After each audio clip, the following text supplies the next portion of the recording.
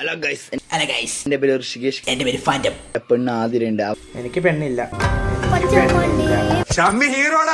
ഋഷികേഷ് കരുവണ്ണൂർ. കഴിവറണ്ണനോ? ഋഷികേഷ് കരുവണ്ണൂർ. അവളെന്റെ മുത്താണ്. വിളിച്ചിട്ട് ഫോൺ എടുക്കുന്നില്ല. ആദ്യം നീ ഫോൺ എടുക്കുക. ഋഷികേഷ് കരുവണ്ണൂർ.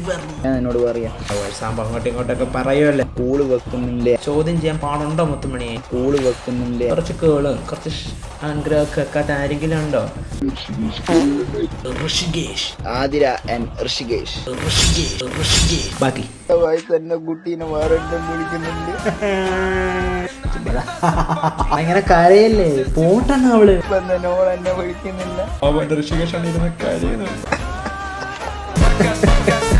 വിളിക്കാൻ മറുപടി